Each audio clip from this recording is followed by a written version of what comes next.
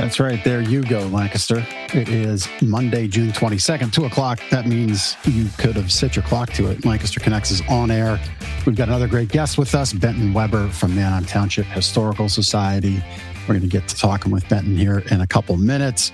But man, it feels like summer's officially begun. I think it actually has, right? Because isn't it like June 21st is the official I summer? think so. Right. Summer solstice? Is that what they call it? I think so. 4:24 a.m. All right. I did not stay awake for that moment. Yeah, there we go. But so it has definitely right. It's officially passed. begun. Thank you. Saturday was a very long day. Thank you for the assist. I love it. I love it. Well, and it was Father's Day yesterday. I hope you had a wonderful day. If you celebrated Father's Day, you might have some dad jokes left over today. We already had a couple pre-show. Exhausted a few earlier on. Yep. Yeah. So we'll try to get a couple more in for you, just so you can pass them along for all of your own dad humor enjoyment. I am Jeff Janakovo. This is Ben McClure, co-owners of Gardeners Mattress and More, right here in Lancaster, behind Park City Mall, broadcasting from the Gardeners Mattress and More Lancaster Connects podcast studios today. My mattress buying tip for you, we're going to just jump right in. How's that sound? You're on a heater right now. Go for it. Don't throwing heat. Don't derail yourself. Don't ask for right permission. Yeah. So my mattress buying tip isn't so much about the tip. It's about the expectation of your new mattress in that break-in period. So if you think about the mattress that you've been sleeping on, maybe you've had it for 5 years, 15 years or longer, you're going to develop a lot of muscle memory. Think about a new pair of shoes. If you have a favorite pair of shoes, maybe it's Adidas or Nike, we'll start a little comment battle right there, right? Because there's always something to pick a side about in today's society, it seems, which isn't necessarily the right way to go about life. But let's just say you have a favorite pair of shoes in your favorite Adidas sneakers, and you go back to that same style every time. Well, it's likely your toes might feel a little different. Your feet might feel a little different than a new pair of shoes until you get a few steps in them. A new mattress is the same way. Your body has built up a lot of muscle memory. And so it does take time to adjust, takes time to break in, and you ought to be prepared for that. Now, we always tell our guests and customers here about that, to honestly expect to be a little sore or stiff with that new mattress. At first, it will go away as your body adjusts. And it's just something to expect to drive it home. If you think about a hotel bed, going on vacation, you might have some of that soreness or stiffness in that new bed, especially if you love your bed at home. And it's just that mattress and your body integrating with one another, just getting used to one another. It's one of those things that exists. You might have the perfect mattress at home. It just might not feel like it on night 1. But by night 7, night 14, night 30, you'll get there. And we just ask that you give it some time. And we are always here to help our customers work through that and work through that break-in period. But that's my tip. Just something to be prepared for when you do invest in a new mattress. You have to learn how to drive a new car, especially all these new ones with the lane assist things that take control of the wheel, and the seatbelt alarm that buzzes at you nonstop. Sometimes you can turn that off, but sometimes not. We're not advocating for seatbeltless driving here. Right, No, Ben? No. All right. Gosh, no.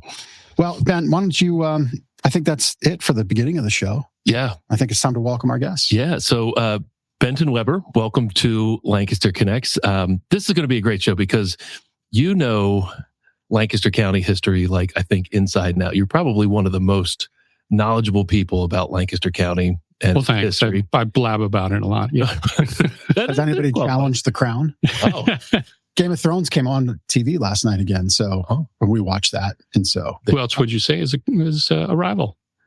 Well, I don't know. This is why I'm asking. All right. Well, I would say Adam Zern is a rival and a very close friend. We're trying to get Adam on the show, so maybe you can. We need to have that battle. Adam, you need to get on this show. He just came out with a new book. That would be so okay. Yeah, he History wants battle. to sell those books. The Crown of Lancaster. So Adam Zern, Uncharted Lancaster, I believe, right? Yeah. All right. Yeah. Adam, if you're listening, It's summertime. You're not teaching school. you're next. Yeah. So you also represent the Manheim Township Historical Society. As its president. Yep. As president. But first, before we jump into some of Lancaster County history and the stories behind Manheim Township, you have a responsibility that we have queued you up for. Oh, boy. So when you're ready, spin that wheel. As it's spinning good. here, that was fantastic. This is the wheel of discounts and other gifts and prizes for our listeners and watchers. of Lancaster Connects. So good free value. delivery. Hey, that's a high value item on the wheel. Normally, delivery and removal of an old mattress within Lancaster County is $149. Any listener or watcher that mentions the Lancaster Connect special of the week will get free delivery with their mattress investment. Now, you told me that I could have a 1.5 multiplier. Yeah. So what's 1.5 of free? Yeah. Well, I mean, Still free. You're going to take gotcha. take it 50% past my house and then bring it back? Yeah, we'll do that. We'll make you run around the truck, around the block for your new mattress. Hey, it's this house. Yeah. Not yet. I got to go to the house. I could tell, as Chris, our producer, Chris from Cast Ahead Productions, often tells us this show is going to be no fun, right? No fun at all. No fun at all. Okay, we'll keep it that way. Definitely keep it that way. All right. Well, again, thank you for playing along, Benton, and spinning that wheel. It's a great discount for our listeners and watchers. All right. So let's jump into the Manheim Township Historical Society. So for those who might not be familiar with it, what can you tell us about the organization's mission and what inspired you to become involved? It started about 15 years ago when the Manheim Township Board of Commissioners was looking to improve and expand Overlook Park. It was essentially the golf course, the swimming pool, the roller rink, and then they wanted to expand it into areas. Don't forget the baseball fields. There's baseball fields there. I have a playoff game there tonight at Overlook Park. And would it be in the old part or the new part? Oh, I don't know. It's over near the. No, it's near the new pickleball. It's in the new. It's new pickleball. New, the dog park. That's all in the new part. That's all new. So as they were trying to expand it, they saw that there was the Stoner farm there, Stoner family, which had started their initial house in the 1750s. Wow. So a long time ago. And the house had grown with larger and larger brick stone, and then there was a big barn there as well. Well, they decided to convert the barn to a restaurant and an event venue. Great place. It really is. Stoner Commons, Stoner Grill. And David Pellin does a wonderful job there.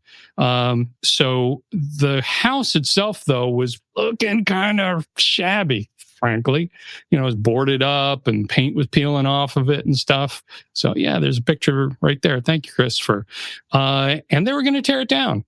So a group of very zealous people stepped up and said, please don't do that. Please give us a chance to restore it, preserve it, turn it into a museum. And ultimately, that's what they were able to do. That's awesome. I didn't have a single thing to do with it, okay? I came up later on the scene. And, some of the board members were kind of tired and they were ready for a change in leadership. And here comes, Ben Webber along. And I've got a lot of ideas and P&V, and they said, here, why don't you become president? So it's like, okay. So since then, we've been trying to structure the organization like a sustainable nonprofit organization to try and set up some of the activities and the resources inside the museum to function more like a regular museum, and then to do programming and outreach and collaboration in ways that they hadn't before. So, and that's just been so exciting. So we've got Landis Valley Farm Museum right there in Manheim Township. We've got this wonderful historical society for the county, Lancaster History. We've got Historic Preservation Trust. You guys met with Danielle just last week, right? Yep.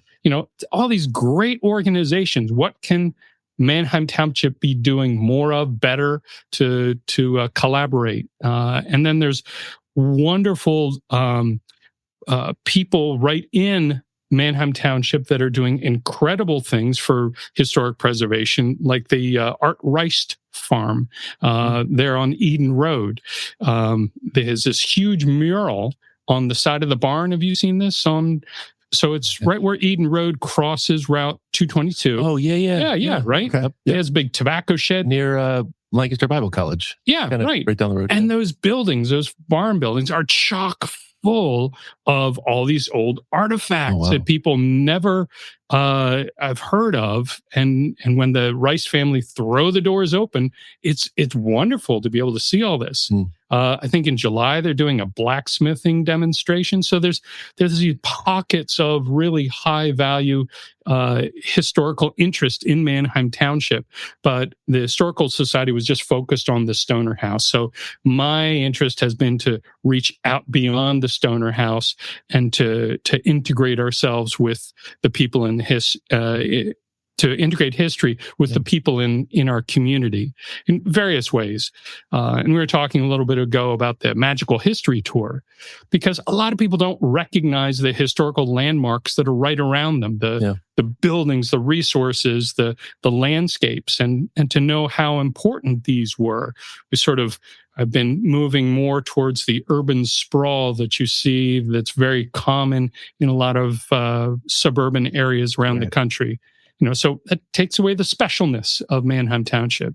So the Magical History Tour was a way to get people to see these places directly without having to read through, lots of old documents and, remember years and stuff like that. And we had a sold out crowd. Plus, I would imagine it's a fun way to get the younger generation involved. Yeah. The parents bring their kids out, something to do. You're on a bus, checking things out. Oh, it's a trolley. A trolley. I'm sorry, a trolley. So a trolley bus. Bus. That's partially. It does have a gasoline motor, but all the seats were more or less outside. Yeah. So thank goodness we had a very nice day for it. Yeah. So, very cool. I like what you said. So there are a couple lessons Benton shared with you. If you have a lot of good ideas and you're in a volunteer organization, you may just be voluntold to be president of it someday. But that's actually, in jest, I say that, but that's actually a good thing, because you touched on something else about the Historical Society and your thoughts and goals of moving beyond just this one focus on the Stoner House to a broader spectrum of things. I love that. you have like no energy at all, no style. I'm sorry. I'll try to do better. But I just want to drive home. This show here, we really try to make deposits into our community each week. And what you just said about setting the Historical Society up, what I took is for the future, to last. Yeah. To not just be, we're all coming together for this project, for this fundraiser, for this moment. Instead, you're coming together, helping to lead it as its president to last beyond your presidency. Absolutely. Yeah. And I think, to me, that's the best outcome of being a volunteer, when you can do things that last beyond your time. So thank you for that. Sure. I think that's, we all do our own volunteerism for our own reasons, and all that's great. And even if it is just for this kid's sports season or this fundraiser, that's good. I'm not saying don't. And I'm saying, if you have a passion for it, take into account your actions of what you said, setting it up for the future. Right. Because that's how these things last and perpetuate. And, a lot of people, great people like Benton, have done that in other aspects. And that's what makes Lancaster the great place that it is. It sure is. Yeah. Thanks. Where did your love of history, your passion for history, your passion for Manheim Township, where did that come from? Take us back. 8 years ago, I couldn't care at all about local history. Really? Yeah. I'm a smart aleck. Okay. Okay. This is an underlying fact you need to know. All right. I'm a civil engineer. Okay. I'm employed by Lancaster Township. That's different from Lancaster County. That's different from Lancaster City. It's Lancaster Township. Okay. And I was attending this intermunicipal planning meeting. Do you guys know where Bridgeport is? Yeah. It's, East King Street. You cross over the Conestoga, and there's this really jacked up intersection. Oh, yeah. And I got my first speeding ticket out that way. First? There have been others? It was my first. Oh, yeah, there were others. Okay. All right. Let me just say. Smart aleck, all right? Foundational thing of this conversation. I'll answer it this way. The last argument for my speeding ticket before the magistrate ended with, son, I think you know this code and how this system works a little too intimately. So I think you're going to stick with the points you were given. That's pretty good. So Bridgeport, Yes. pretty bad intersection, pretty historic intersection as well. But at the time, 8 years ago, I was participating simply as the township engineer from Lancaster Township. And we're going to meetings with West and East Lampeter Township, with Lancaster County Planning Department, with PennDOT and blah, blah, blah, consultants. And we had meetings and meetings and meetings. And then finally, once we have our game plan put together, we have this public open house. Okay, great. We're getting near the end. I can't wait for this to be over. And we're at the open house and I'm standing there waiting. Nobody's coming in, and see these big things on the screen says Bridgeport intersection, blah, blah, blah. And I'm asking Cindy McCormick, the city engineer. I say, Cindy, do you have any idea why this place is called Bridgeport? She said, no. Why don't you ask somebody who's been around a little while? Joellen from East Lampeter. Joellen, where does the name Bridgeport come? I don't know. Why don't you ask Ralph Hutchison? He's a township manager, been around for a little while. And so I go over, hey, Ralph, do you have any idea where the name Bridgeport comes from? He said, I'm not sure, but there used to be a steamship paddle wheel boat that went up and down the Conestoga River from East King Street down to Rocky Springs. I said, what do you mean? The Conestoga is like 6 inches deep, right? In spots. How could that possibly be? He said, Ben, I don't know. Go to the Lancaster County Historical Society, ask them, figure it out, see what you can find out. Now, interestingly, somebody was walking around with a camera at that meeting, that open house, and took a picture of me talking to Cindy and Joellen, and Ralph is right in front of us. So I have this picture of that moment for me. Great. And so then I go to the Historical Society and I say, do you guys know anything about a steamship paddle wheel boat? They take this big folder out. Here you go. Read all about the Lady Gay steamship paddle wheel boat. And how did the water get so deep? Here's this big file about the Conestoga navigation system when they dammed up the river. Like 9 places. Lock system? They had a lock system. 9 dams and locks built between the city of Lancaster and the Susquehanna River. This just blew up my world. And then I learned about Don Kautz, a local photographer, and he's taking pictures of the Conestoga and doing some research. I say, hey, Don, you want to kind of collaborate what you've been learning and what I've been learning and, research together? We're best friends now. Don and I do all kinds of stuff. And he went off and wrote a book called The History of the Conestoga River, and we hook up with Uncharted Lancaster and with the Conservancy, with their Water Week thing that was going through COVID at the time. So they asked me to do an online lecture about the history of the Conestoga River. And then the Clean Water Partners, that's another really good organization. They have their own podcast, though. I don't know if they can come on for you. But so all these things were just really, really interesting, all about the Conestoga River. Ooh. Yeah. Now, the problem, that is a classic image of a steamship paddle wheel boat on water. However, there's a problem with that. The number of smokestacks is not accurate. The configuration of the ship is not accurate. And those hills are definitely not accurate to where the Lady Gay was running, which was only between East King Street and Rocky Springs. Okay. There have been a lot of other theories, but no, it only existed between those two spots. Somebody took a little creative license with their postcard. They did. There was that was like a generation 1 of AI hallucination imagery creation. Yeah, Don was telling me that they used to color photographs. Thank you. So that's at East King Street, the main loading dock. But somebody else came up and wrote in hand on that image somewhere else at Ingleside. And since the early 1900s, people have said, oh, well, this was at Ingleside, the dirty old tavern. So that location south of the city. And so forevermore, people have said, no, it definitely docked at the dirty old tavern. I got a ticket that way, too. Docking at the dirty old tavern? Okay. I'm not sure we want to know what docking means. No, speeding ticket. Okay, speeding ticket. All right. My 81 Camaro. So that's how it started, And then And all this just 8 years ago. just 8 years ago, I drank that Kool-Aid, and I just tell you, like, I'm thirsty for more. Let me Mainlining, history. right? That's Right. awesome. Yeah. So we have the county tricentennial coming up. I've been beating the drum about that. Hopefully that's some long range plans that can come together. Right now we've got America 250, and we're doing all kinds of stuff about that. Last year it was all about the Lafayette reenactment tour, where, Marquis de Lafayette came back 50 years after the Revolutionary War, toured the country for 13 months and spent 3 days in Lancaster County.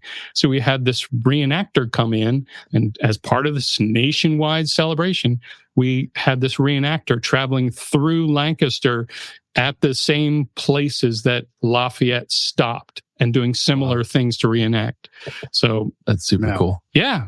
That's what happens when you get the bug for something. Yeah. Right. That's a great example of it. Yeah. I was like, people ask for advice of some kind, and I always say, lean into it. Yeah. Whatever it is you're going to do, lean into it. Yeah. Don't just sit back and have somebody spoon feed you. So You just took us back to the Revolutionary period. One of the things we wanted to talk to you about was the fact that Lancaster City was capital of the United States for a short period of time. Is that correct?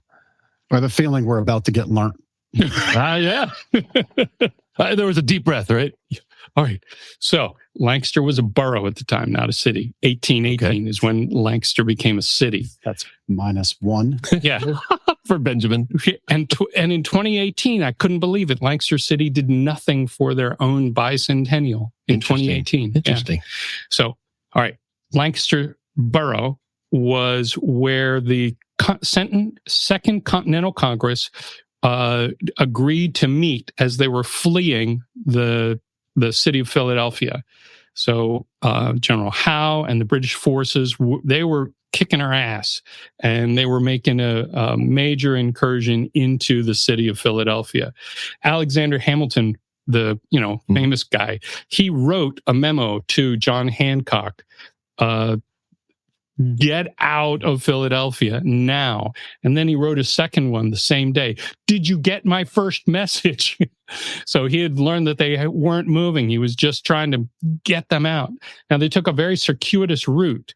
Not all of them went the same way, but most of them went to evade the British. They went into Trenton, New Jersey, and then through Allentown, Reading, and then down through Ephrata, and then in Manheim Township, they came through the village of Oregon and the village of Landis Valley, because that's the way the road came from Reading. Maybe they tromped through my property. I live right in that area. Probably. You live in Manheim Township? Yeah, I'm right. Why are you not a member of the Manheim Township Historical? I think I'm about to be. I think you made a grave error in admitting that. I was waiting for this education. Oh, okay. Make sure we're a legit organization. Yes, that was all right. Fair enough. I'm sorry. Go ahead. No, so they came through and stopped in Lancaster Borough, and they planned to meet on September the 27th, 1777. So at this point, Lancaster had already been feeling the effects of the Revolutionary War for several years.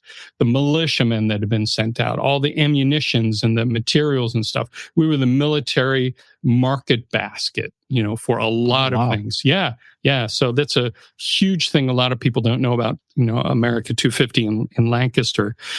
We had already been a central location for prisoners of war. British and Hessian soldiers were, kept in barracks, secure barracks here. Do you know where you probably attend First United Methodist Church in Duke and don't. Okay, well, anyway, you know where it is on Duke and Wellesley? Yeah. So that's where the barracks were. It was built in the French and Indian War, and they decided to use it again during the war against the War for Independence. So they come in and they try to get housed. They're planning on meeting in the courthouse. The courthouse at the time, little known fact, was in the middle of what we call Penn Square today. Okay. You know where Soldiers and Sailors Monument was? Yeah. There was a courthouse there. That's where the main courthouse for the county was. tons of cool stories about that building itself. But that's where they were going to meet. They all got together, just a few short hours of meeting, reading different letters, taking certain actions, authorizing things to be done to help supply the army. And then they gave a 1-star Google review and said, we got to get the hell out of here and get over to York because there's not adequate room for us to stay here. And secondly, we're too easily trapped by the British Army. So they beat feet out, Columbia Avenue all the way to what we call Columbia, but then it was called Wright's Ferry. Where the Wrightsville is on the other side. It was called Wright's Ferry on both sides. And they crossed over and traveled to York, and that's where they set up shop for a little while. So it wasn't a really big thing. It wasn't very consequential, but it was one of these little quirky things about history that people can, grab onto. Yeah, exactly. Very And there's all kinds of things that are not true, legends that have been passed down, such as the Liberty Bell came with the Congress out of Philadelphia and was brought to Lancaster and buried on a farm in a pile of dung. I hadn't heard that one. I hadn't either. Yeah, that is inaccurate. Fascinating. Okay. Yeah, the Liberty Bell, in fact, went to Allentown and was stored in a church, but also not in a pile of dung. So that's good to know. It's good that there wasn't any dung in the church. Yes. That wouldn't be a productive service of any kind. And the bell couldn't be rung in the dung. No. It would be pretty dull. Yeah, right. Yeah. So where did it get crack from? I think I know this, but I think that happened. Isn't that an error of casting? That's what I guess so. That's what I had thought. That's the next podcast. Yeah. That's the next one. Yeah. Let's, that was great. And how did you describe the journey from Philly to circuitous? So they didn't take a direct route. That's a 25-cent word. A direct route from Philadelphia to Lancaster at the time would have been on what was called the King's Highway, what we refer to as Old Philadelphia Pike. Yeah. That's part of that nasty Bridgeport intersection. Yeah. Yeah. So if you follow that route, the Old Philadelphia Pike, that's King's Highway, that goes through Lancaster County, goes through Chester County, makes its way to Philadelphia. So, and that actually came through the town of Lancaster and ended at what we call Maple Grove Mill today, right along the Little Conestoga Creek, Columbia Avenue. Yeah, so that old stone mill, that's where the end of the King's Highway ran to. And that would have been an easy route to be spotted on. Correct. And that's why they... Yeah. So that's why they took that very, very roundabout or circuitous route. I like that word. I'm going to use that. Circuitous. Be using that. One more time. Circuitous. It's locked in now. Okay. It is. Yep. Yeah. I'm going to tell my wife I'm going for a circuitous motorcycle trip. I challenge you to incorporate that into your next mattress tip. Challenge accepted. Challenge accepted for. All right, I'll be tuning in. You'll be getting an online comment from me. What's so that's a fascinating fact or story about Lancaster City, Lancaster Borough. Thank you. What are some other interesting facts about Manheim Township that people might not know? So Manheim Township is formed the same year that the county was formed. Okay. Lancaster County was formed out of the western parts of Chester County, 1729. And it was formed because there was a group of landowners in this area that couldn't get adequate coverage from the legal departments of government. So they couldn't get to court. They couldn't file their papers. It was a 3-day journey to get to where the courthouse was from this area. And they said that there were literally thieves and vagabonds that were roaming the countryside, and they couldn't get protection from them. Lancaster History Museum has a whole exhibit called Thieves and Vagabonds, all about our legal system. So they petitioned ultimately in May of 1729. The deputy governor officially allowed for the western parts of Chester County to be formed into a new county called Lancaster. And it was 10 times the size that it is today. Oh, wow. So it was expansive. So lots of other counties and parts of counties have been formed out of, Came out of what was Lancaster County. Correct. Back in the day. So over time, it got annexed and, carved away at. But at that same time, they chartered or commissioned a group of 12 men to set up where the townships were. So these would be smaller geographic areas for more local government, self-governance, to be able to supervise the roadways in the area, to hold elections. And that's why a lot of the township government elected officials are called supervisors, because they were supposed to supervise the roads. 16 of them were created that same year.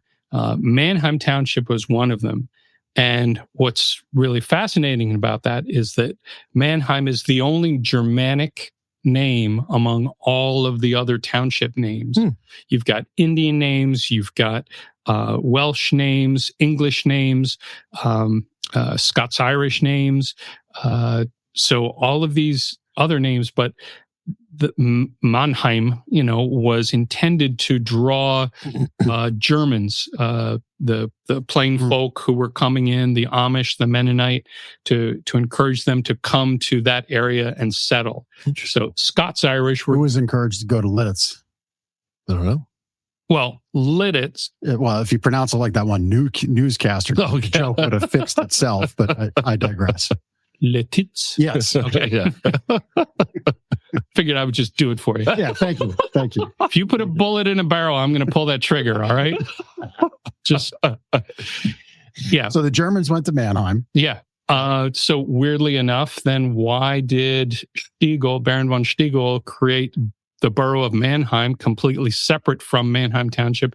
I have no idea. I was going to ask you that, because that, I think, is very common, a very common maybe mistake people make from outside of the area. They think Manheim Township is Manheim and Manheim is Manheim. They're two completely different places. And then you have Manheim Central School District and Manheim Township School District. And Manheim Township School District is called what? Manheim Township. Oh, well, Township. It's just called Township because we're the only school district. Bro, 100 now. Can I fill out a negative score point for him? So, +1. Anyway, so it's really confusing, especially when visiting teams or visiting organizations are coming in, and then they show up and they're like, "What do you mean I got to drive another half hour to get over to Manheim Borough?" So that's a problem. There's not really a story why they were just two completely separately made. Correct. And there is West Manheim Township over in York County. Don't know why. But that's less confusing than Manheim Borough, which is just about 2 miles away. And they don't touch at all. No, they don't. Yeah. So it's probably like some inside joke. Probably. From Baron. Like, hey, we'll get these guys. Baron von Stiegel. We're going to 300 years from now. Yeah, we're going to send these Germans here, and we'll welcome these ones here, but those other ones can go way out to York. Oh, you think it was a conspiracy? It might have been. Okay. All right. That's how these things start. They start right here on Lancaster Connects. Okay. Yeah. So, did you have a question? Well, there's a barn. Oh yeah. The Huber-Eby barn. We talked about in Neffsville. Yeah. You guys talked with Danielle about that? A little bit. Yeah. We're looking for a benefactor that might be interested in that, who would have some land. And, she said you would maybe know of more of the historical significance of the barn. So the barn and the family had been a part of Neffsville since the Civil War, right? Well. So there's a date stone on the side of it from 1860. really used to have some gorgeous architectural features to it. So clearly it was not something that was a plain Jane Amish Mennonite, no decoration. They were trying to show off success with all the ornamentation they had. There used to be cupolas on top, those tiny little towers, very decorative. The louvers on the side of the barn, really, really decorate. The outside had beautiful timber, and so it was very ornate, very fancy.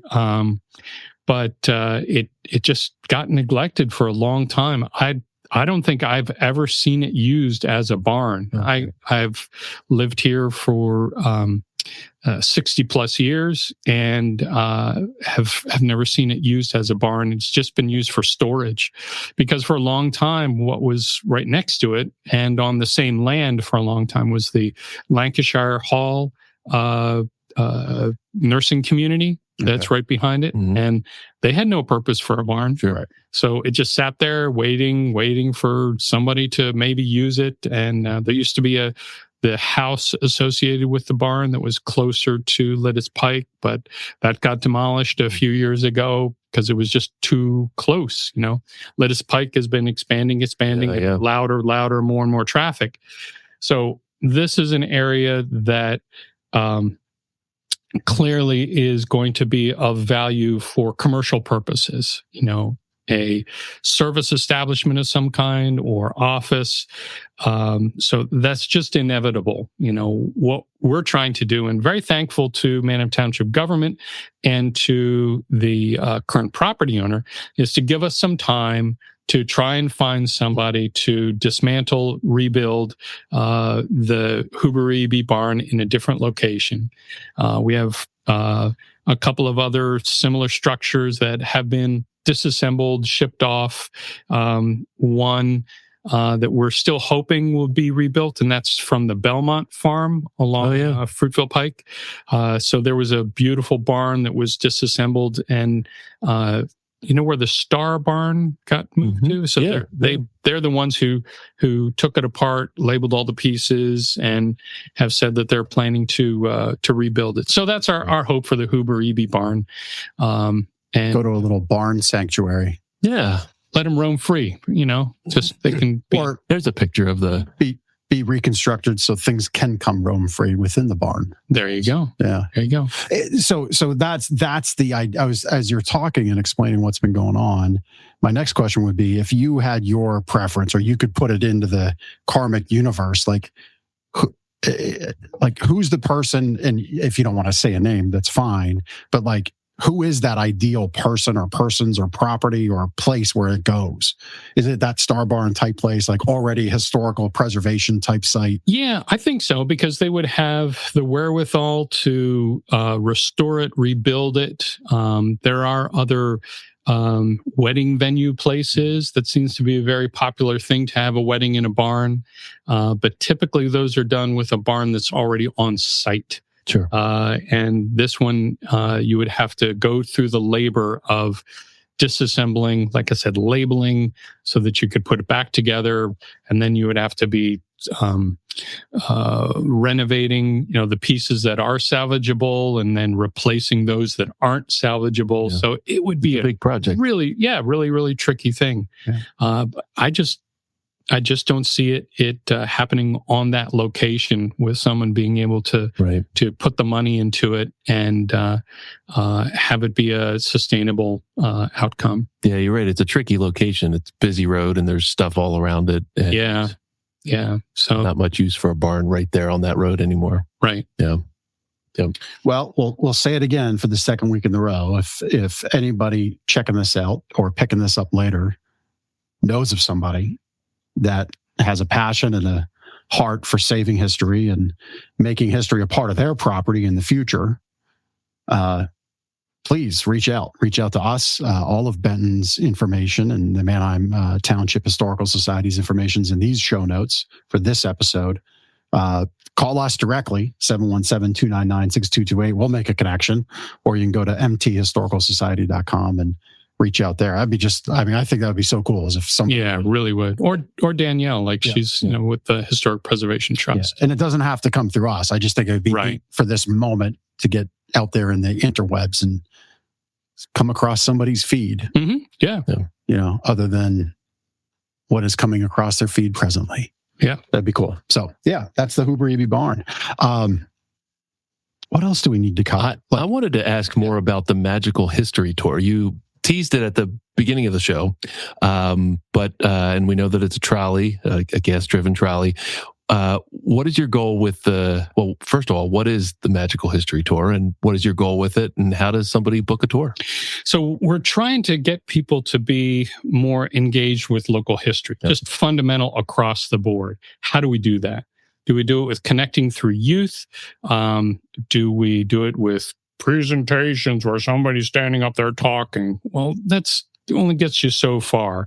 You got to reach people across a wide variety of things. And one thing that really gets me going is to be able to drive through the community and see these landmarks. So I wanted other people to have that experience. Yeah. So there's a picture of us in front of Staley Silk Mill that just got renovated. What a wonderful project that was.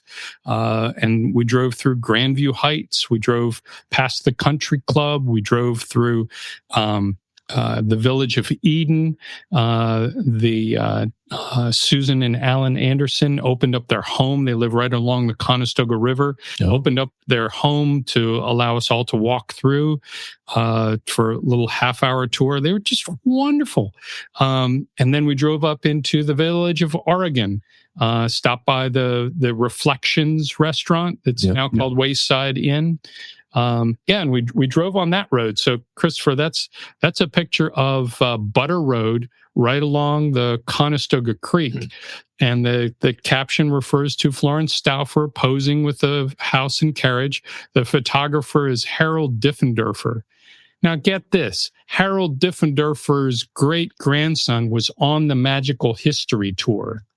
Did you know that was going to happen? I did. Okay. I did. David, remember we were talking about, I've made all these connections. David and I have become good friends. That's awesome. So he was so thrilled that we were taking this tour and showing these places to all these folks. So try to keep it minimal in terms of the year and all these names and stuff that kind of puts people off, but just engage people with the community, and to see it in a way that they typically wouldn't. So that was the idea.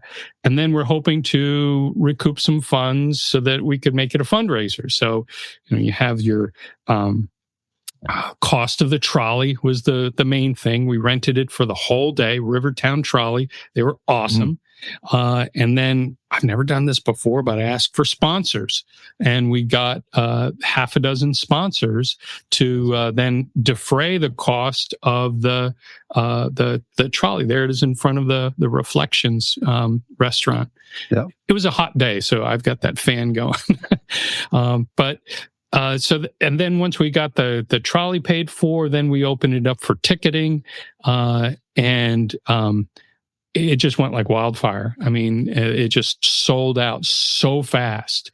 And we had tons of people asking us, when are you going to do it again? I couldn't make it that day. Or when I tried to go to the website, it wouldn't let me buy a ticket, So it was really, really successful event on a lot of fronts. It was a fundraiser, but it got these 75 people out there and talking about local history, learning about local history, and they got to take this booklet home with them, and the booklet had nothing but pictures of old sections of the township, with the streets, street names basically, so that people could talk to their friends and their neighbors about it. We went past here. And do you believe the Station House Tavern? It used to be this mansion. Here it is. Here's a picture that shows the Willowcroft Mansion, and it was just really cool. It just was so much fun. That's awesome. And we're hoping to do it again. Fingers crossed for October. Very cool. But fall foliage that would be component to perfect. it. Maybe. I prefer to leave that one alone. How You're much, welcome. How much did it cost to ride? $50 a person. And how long was it? A few hours? 2 hours. 2 hours. Yeah. So it was basically 45 minutes, and then we reached the Andersons' house. Everybody got to get off, stretch their legs, half-hour tour of the Andersons' home and property, back on the bus, and off we went. That's so cool. Yeah, it was great. I had so much fun. And if somebody wanted to do it, what should they pay attention to? They should become a member of the Manheim Township Historical Society, because they get the save the date and the website link first. Wow. All right. So how does somebody do that? Well, They go to MT Historical Society. MTHistoricalSociety.com. Yeah, our website right there. Get involved, become a member, get started. So that's how you get to be receiving our newsletters and our emails, and that'll be our first announcement, would be to our membership. Very good. Before we throw it out to the public as to when our next one is going to be. Yeah, I mean, I think you're a member. I think I have. Hey, Chris, click that get started button there. There you go. Yeah, Just start. He's doing it. Do you have his credit card? He probably does. Of course he does. Probably does, because Can this be a business expense? there's softwares and things we have to pay to broadcast this. So There you go. Is it highest paying member? Is that what you're checking? Yeah. New level of sponsorship. That's right. $1 million. Yeah. That's awesome. Great. Funny thing about Manheim Township. Now, this is modern day. I think this has stopped, but the dividing line for Manheim Township and Lancaster City is literally probably from as the crow flies off your back shoulder here, maybe 20 feet, 30 feet. It's right back there somewhere. And we would get tax bills. Who was the opposite was requesting it of who we. Oh yeah, I don't remember which. I forget which way it went, but I think it stopped because after a few years of being here, it's like, no, we're not. We're Lancaster City. We're Lancaster City. Here. And I forget which way it went, but yeah, we had to inform the other party. No, we pay tax over here, not over there. If you look broadly at the line between Manheim Township and the city of Lancaster, it's like a dog chewed on it. Yeah. I mean, not only is it erratic, it's also got these little hanging chads of Manheim Township that didn't get annexed. Super complicated story involved in that. But the short of it is 1729 was before the borough of Lancaster existed. It was before the town of Lancaster existed. It was just Lancaster Township, my employer, and Manheim Township. And it was a straight line boundary between the upper side of Peter Baumgartner's property along the Little Conestoga Creek and the Old Doctor's Ford on the Big Conestoga Creek. Now, you guys know where both of those locations are, right? Yep. No idea. Hardly anybody does. Right. I'm still looking for the Old Doctor's Ford on the Big Conestoga River. Oh, wow. It is that bizarre. Wow. But over time, different maps were created, different interpretations were arrived at, and legal actions were taken to, set those up. But then in the early 1900s, the city of Lancaster at that time was just feeling a strangle by its 2 mile by 2 mile square boundary. So it said, we need to raise taxes. We need to grow, and we can't grow with this 2 mile by 2 mile area.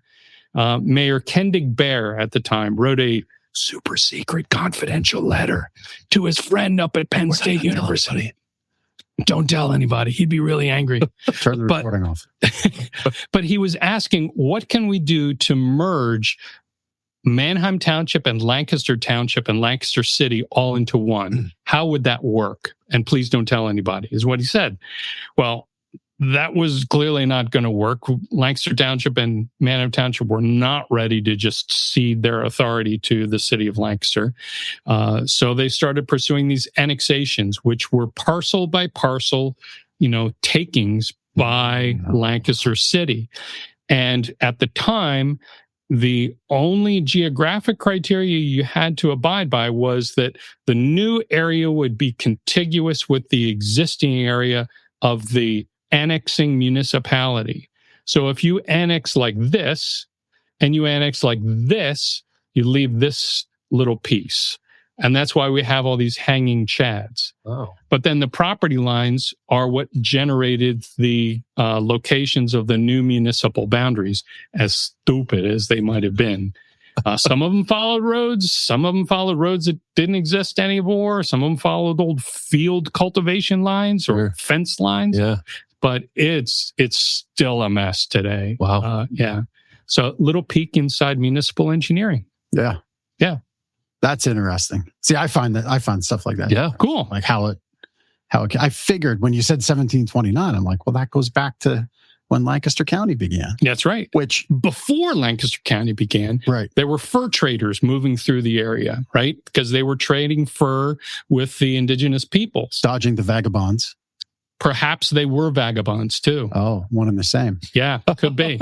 Maybe more thief than vagabond. Okay. Anyway, so there was this one particular guy called Peter Bezillon, and he was a very famous fur trader, and he had a path that he would follow that ultimately became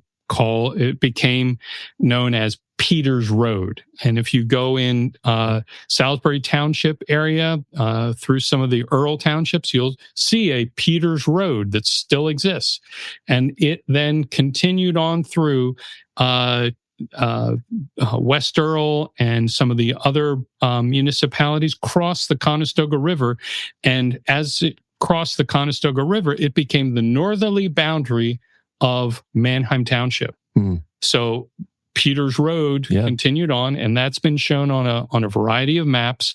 But if you compare those maps, decade to decade, none of them are the same. So, that boundary is like half a mile wide based on what map it is that they're going. And there was no annexation between Warwick Township and Manheim Township. So you guys have had Corey Brookhoven from Lidditz on your show? Lidditz, that was a show that you missed. Okay. Yeah. Last year, Lidditz Historical Society. He was on, like a year and a half ago. Right. So Corey and I are going to have I'm going to do a presentation about Old Peter's Road. That's and cool. All the weirdness that goes with that. We may or may not do an arm wrestling competition. We could do that here. We could host that here. You're going to the winner gets to re-annex a parcel of land. Is that what it is? It could be, but there was no annexation. So it's the city that did all this annexation stuff. And then the laws changed in the 1970s, making it much more difficult. So you had to get electorate approval. You had to put it on the ballot, and everybody had to say, yes, we should do that. Yeah. So then that made things a lot harder. So things stopped.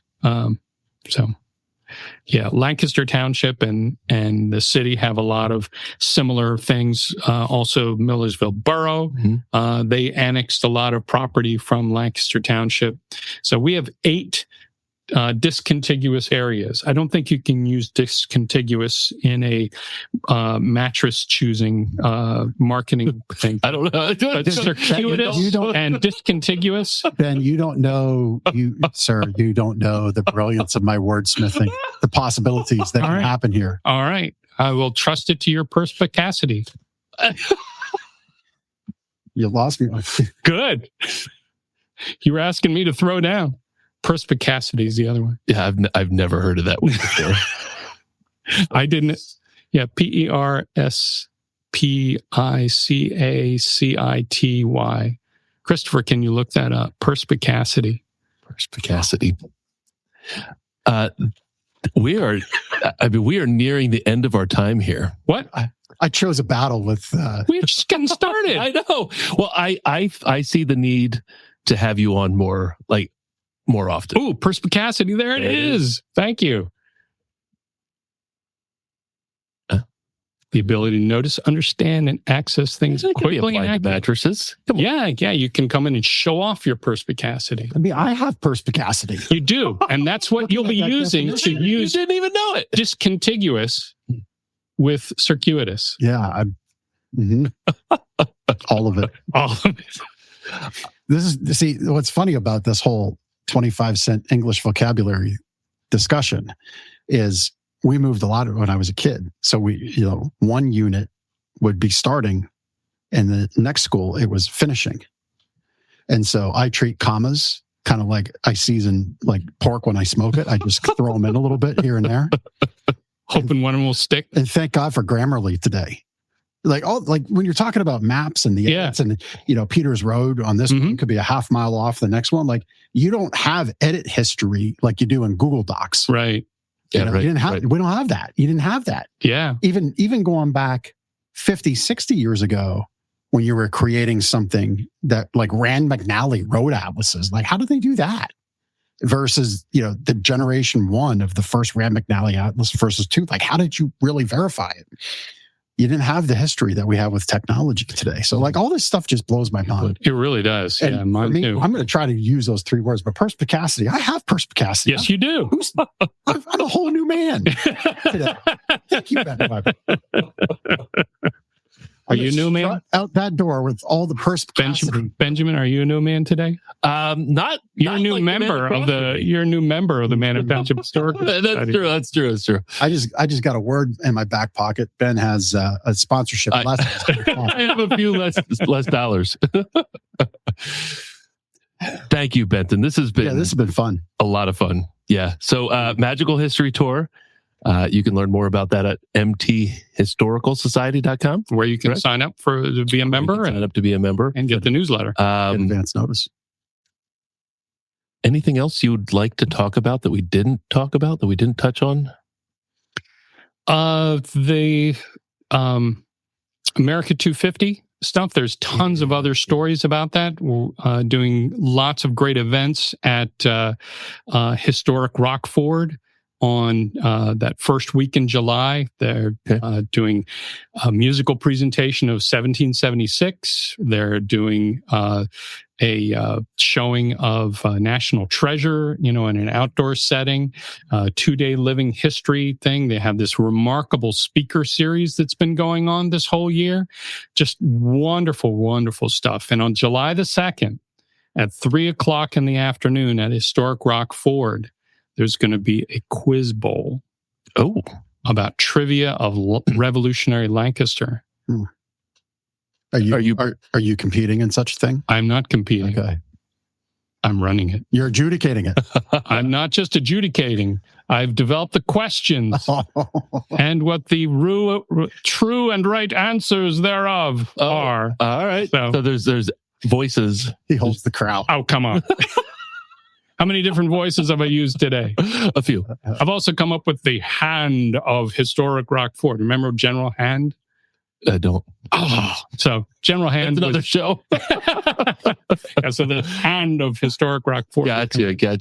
That was his home. General Hand was he owned Historic Rockford. He was a general in Washington's Revolutionary Army. So very instrumental guy. To learn more about the America 250 event going on at Historic Rockford, where does somebody get that? I'd say you get most of the information from their Facebook page, which Historic is very, very Rockford. Active. Yeah. And then they also have a website. Yeah. Thank you. Just on that note, I personally think I'm in the history books, I'm a relatively freshly minted American citizen. September of 2019 for myself. I'm very much looking forward to celebrating 250 years of America this year. I would just say to everybody listening, watching, make a plan. Like go to the Historic Rockford's Facebook page, see if that's for you, for your family. Check out your local fireworks displays, local parks. Ask your neighbors, ask your friends, like what they're doing, and really make a plan and just take it in. Take in the celebrations. I think we as a society need a little bit of fun, need a little bit of levity, a little bit of enjoyment. If you can come compete for the Revolutionary War trivia battle that Benton is going to run, I think I did that justice enough. You did. Please do that. Afterwards, we'll be having shots heard around the world. I love it. Love it. That just got me to come, I think. Just got me to be there. But just make a plan to enjoy it. Don't let July 5th come around and you're looking across your Facebook feed and you're like, oh, I missed out on that.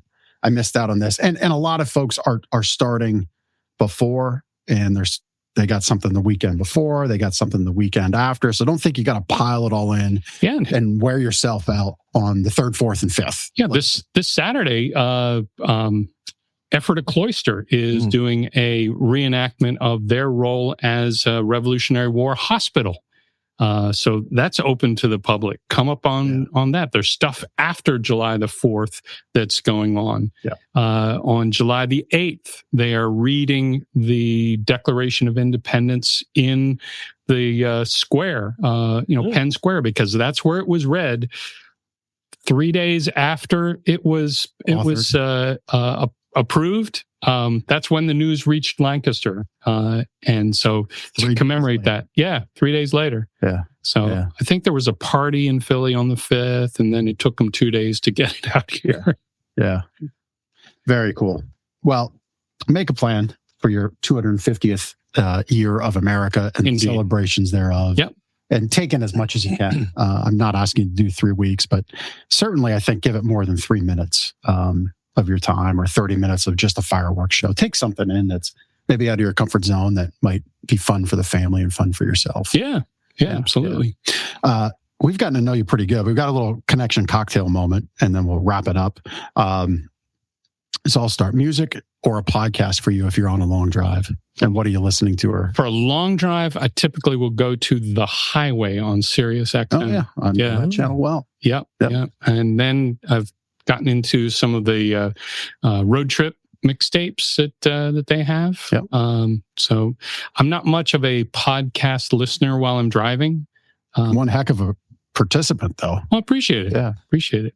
I think one of the other questions was if we asked your friends to characterize you, and I sent a text message to my friends and I said, if this question comes up, what do you guys think? I didn't get any responses yet. So I'll just say what my wife would probably say. He's a lot. That's good. So I love that. Local business you love supporting. Central Market. Yeah. I mean, yep. Wow. The history that's dripping off of those walls, the stories behind it. For me, the memories of going there with my mom. Okay. You know, and I still have her market basket, this oh, that's nice. Woven market basket. And I was doing this little story for the newspaper about the market baskets. And I went to the most senior market stand holder, Earl Groff. He sells vegetables. And I said, what can you tell me about these baskets? Oh, yeah. We remember when people used to have those all the time. And then he was saying, now, do you know these shelves we have in front of the stands where people put their coffee cup? He said, did you know those used to be slanted away from the stand? I said, no, I didn't. Well, go over to this stand and you'll see it. It's still slanted. I said, well, why was they slanted? Well, because the market baskets were tapered, sort of like this at an angle on both sides. So you'd put it between your torso and the stand, and then you could, have both hands free to be able to pay or grab your vegetables or meats or whatever. And then it's, all that kind of history, those cool stories, those remembrances for me when I took my little kids there. And now I'm taking my granddaughter there last year. And I took her up to one of those big circular fans. And hopefully this will work with the microphone. But, the blades are spinning and I said, hello, Faye, this is your Gramps, and then she started yelling to her mom. So all these fun memories that you have at market, and they're keeping it up. They're restoring it. They're replacing some of the old doors that are there.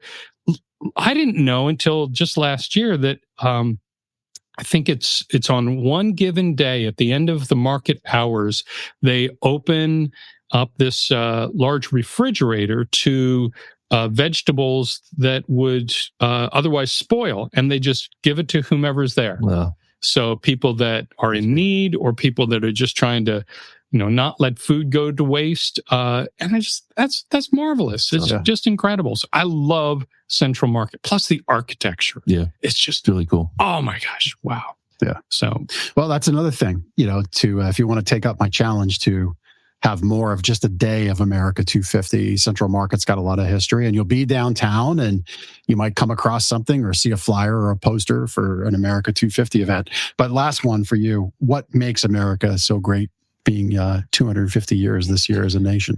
I would say our ideals. Granted, we're never going to get there, but our ideals and our continuing to struggle to, strive for those ideals. It's ugly, it's dirty, it's messy. We've been divisive and fighting with each other about those ideals from even before the Declaration of Independence. Yep. The loyalty oaths that people had to take here in Lancaster, otherwise they would be harmed or their property would be stolen if you didn't pledge to the cause of independence. I mean, can you imagine that today with you must pledge loyalty to this particular party or this particular cause, or otherwise we're going to burn your house down. Right. Holy Hannah. Yeah. So we're moving away from that, but that divisiveness is still a part of us. So I think it's really important for us as a community, as a state, as a nation to try to work to understand each other better. We're pushed by our phones to be divisive towards each other, to slap somebody else down as soon as we can in this sort of anonymous, disconnected way. If we can change that somehow, and I hope that we can reach for those ideals. Yeah. So that's what I think is what makes America so great. Yeah. The economics, that's going to fluctuate. Our resources, that's going to be available or not available. What's the impact on our environment? How do we treat our people? That's all going to fluctuate depending on who's in power and what we're willing to do. So I think the greatest thing about us is those ideals, even though they're really difficult to attain, even though we stumble and fall and like I say, get messy about it. Yep. Love that answer. Yep. That's why we're doing. We'll start talking about it next week on our social media. We've got a free pocket constitution. Oh, yeah. And a free little flag for your desk, or like a little potted plant maybe on your kitchen windowsill. So that we'll just announce it here and we'll start talking about it later this week. But yeah, just stop on in and we'll give you a free little pocket constitution and has those ideals in that you're talking about. Excellent. Just our gift to you for stopping in if you're so connected to that. And I would only ask that you could take what Benton just said and put the phone down, put the divisiveness down, and just talk to your neighbor, talk to your friend. Yeah. Talk to your family member. And we got a lot more in common than we don't. So, that's true. Yep. This has been great, man. Thank you. Absolutely. My pleasure. Thank you so much for stopping in. And we're going to let you go. We got a little bit of business to wrap up. We are in overtime, so I'm going to go fast. Go for it. My sleep better tip. This one's really simple and repeated, but it begs repeating because I see it often. And it's the simplest thing you can do. And that's commit to a consistent go to bed time and a consistent wake up time, and whatever that is, whatever you need. There's other tips within that, time you sleep. I'll save that for another day, but just commit to that schedule of going to bed at the same time, waking up at the same time.